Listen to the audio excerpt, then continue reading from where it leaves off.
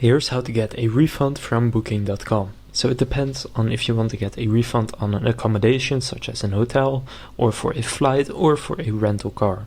If you want to get a refund for an accommodation, then you need to request a refund by contacting the support team using the details that have been sent to your confirmation email after booking that accommodation. So simply contact the support team using the exact details that you booked with and say that you want to get a refund, and then you will need to give a reason.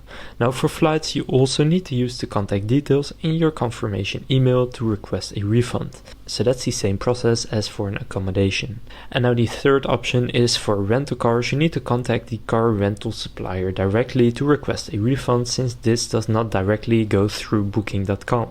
You are actually renting the car from a car rental supplier. So you need to contact that car rental supplier and ask them for a refund.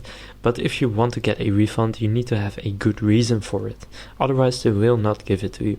So now you know the process to requesting a refund from booking.com. If this video was helpful, please consider leaving a like and subscribing to my channel.